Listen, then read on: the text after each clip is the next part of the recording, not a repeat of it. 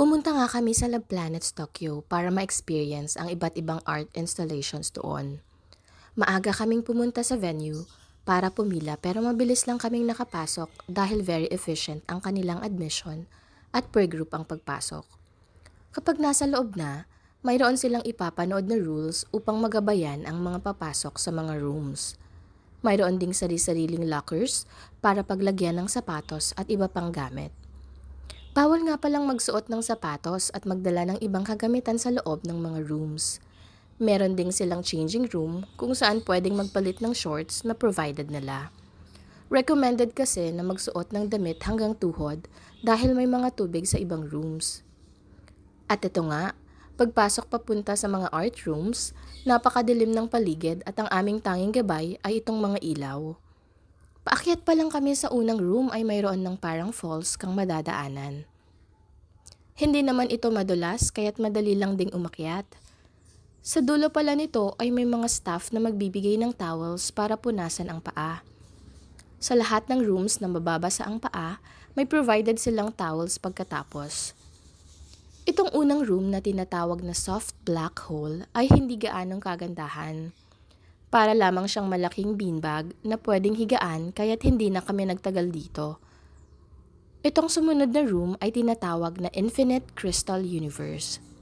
Mapapamangha ka talaga sa dami ng LED lights na parang ikaw ay nasa Milky Way. Para kang napapalibutan ng napakaraming kumikinang na crystals o kaya ay iba't ibang kulay na bituin sa kalangitan.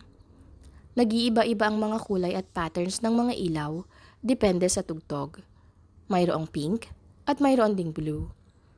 Gusto pa sana namin magtagal dito at kumuha ng madaming litrato at videos. Pero napakahirap maghanap ng magandang pwesto dahil madaming dumadaan. Kaya't pumunta na kami sa sumunod na art room. Ito naman ang drawing on the water surface created by the dance of koi and people. Napaka-whimsical ng epekto nito, para kang nasa gitna ng enchanted river. Nag-iiba-iba rin ang kulay at pattern ng mga lights na tumatama sa tubig. Mistulang napapalibutan kami ng mga koi fish na iba-iba ang kulay na malayang lumalangoy-langoy sa aming paligid. Itong sumunod na room ay tinatawag na expanding three-dimensional existence in transforming space. Para kang nasa children's party na may mga naglalakihang balloons.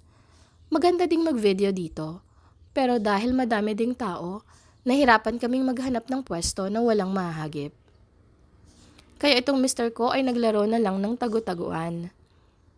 Ito naman ang Universe of Falling Flowers. Ito ang pinaka-paborito ko sa lahat.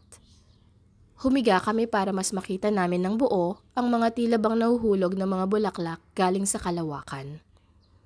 Para kaming dinuduyan habang unti-unti naming nararamdaman na nagfo-float ang aming mga katawan papunta sa space kasama ang mga bulaklak na nagagandahan. Sa totoo nga, sa sobrang sarap ng pakiramdam at dahil na rin siguro sa pagod, nakaidlip kami mag-asawa ng mga ilang minuto. Ito naman ay isang outdoor garden na tinatawag na moss garden.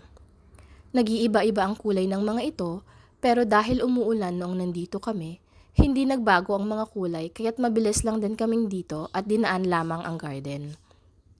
Itong huling garden ang pinaka-popular sa lahat. Tinatawag itong floating flower garden. Puno ito ng mga daang-daang buhay na orchids na gumagalaw. Ito daw ang pinaka-instagrammable na party ng exhibition. Pero napakahirap ding maghanap ng anggulo dahil maliban sa maraming tao, limited lamang ang time na pwede kang maglagi dito. 5 minuto lamang ang binigay sa batch namin para ma-enjoy ang room na to. At iyan na nga ang huling room. Halos 2 oras kaming naglagi sa buong exhibition. Kakaiba at kamangha-mangha ang art installations at maganda itong mapuntahan kapag nasa Japan.